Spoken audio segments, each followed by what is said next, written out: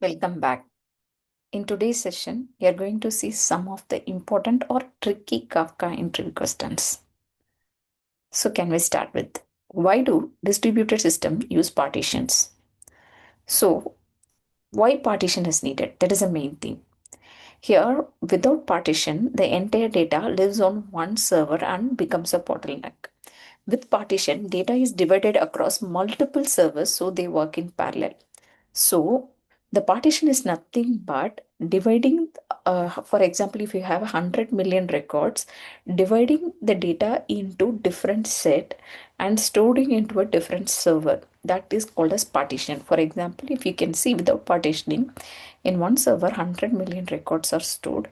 When there is the partition, the data is divided into multiple parts, which is called as partition and stored across multiple servers. For you can see here, there are 4 partitions, each one has 25 million records.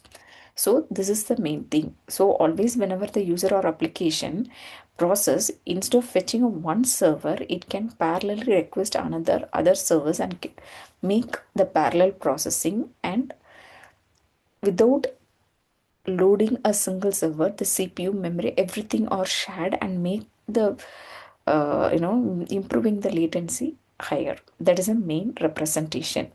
Whether the partition is mainly mentioned only in this Kafka, no. Partitions are used widely in all distributed systems. So it is used in Kafka, Redis cluster, Cassandra, Elasticsearch, DynamoDB. Wherever the distribution comes into the part, their partition naming will be there. So that is the main concept. Partition is not specific to Kafka. Partition is common for all distributed systems. So how does a producer send a message to the correct topic? When an application calls Kafka send, so it will have the topic and optionally a message key. It is a optional. The message key is optional. That is a very important thing. The producer first receives the metadata from the Kafka cluster, which includes the available partition, the leader broker for each partition. So using this metadata, the producer partitioner selects the appropriate partition, typically by hashing the key or using the default partition strategy. For example, if the message key is there, then using hashing, it will identify the partition or it will go to the default partition strategy.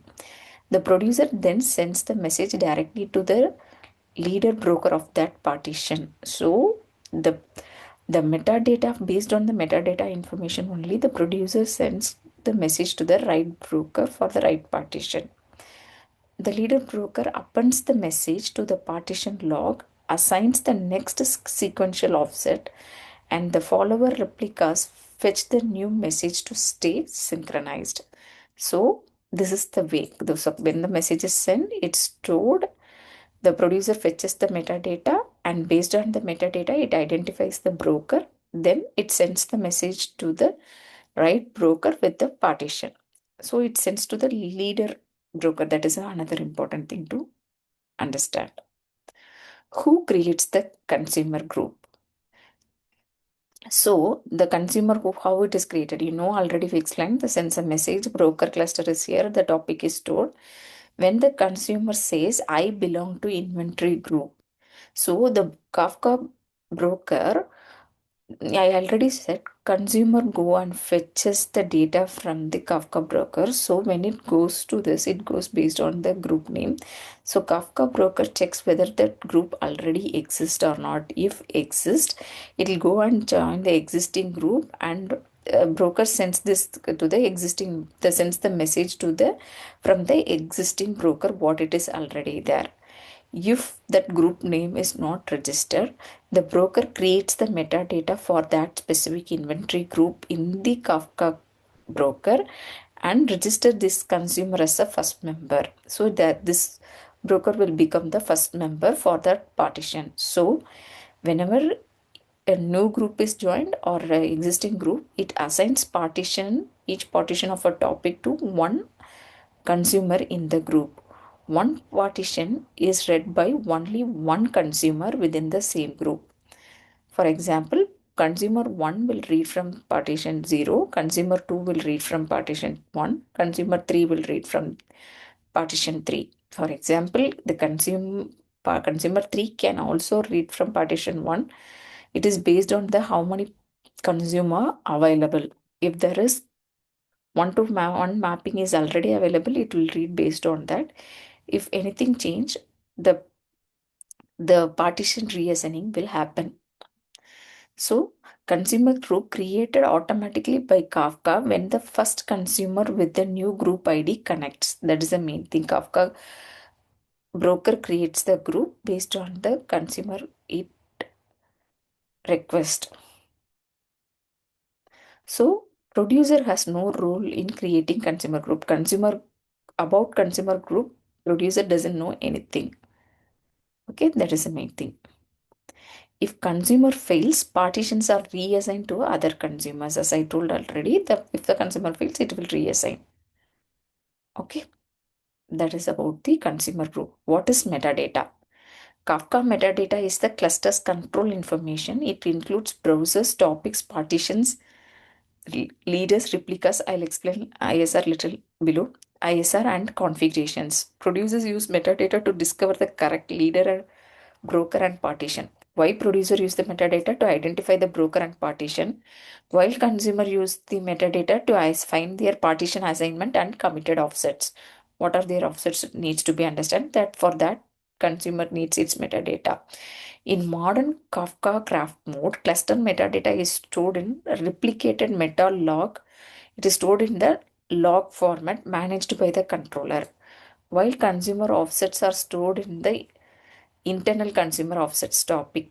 Similarly, it has different metadata file. We can see that detail in later. Metadata is loaded into memory for fast access and refreshed automatically when the cluster topology changes. So it has several metadata. Based on that only Kafka cluster operates. That is the main information that I'm going to share here. So what happens when one of the leader crash? Okay, for example, before broker 1 is a leader and follower is broker 2 and 3. If broker 1 crashes, Kafka based on the election strategy, it will select the another leader which is broker 2. So producer automatically send future messages to the broker. Okay, that is the main thing. What happens to the old leader after Kafka restart? For example, if the broker 1 comes up restart, what will happen? So current leader sends offsets 102, 103, 101. So broker 1 copies them. It will copy the metadata information and keep it synchronized, or to keep all the information up to date. Even intermediately, if any other offsets them, it copies the data and keep it into them and become a follower. Will Kafka create a new follower automatically? No. If broker 1 is permanently unavailable, broker 2 become a leader and broker 3 will become a follower.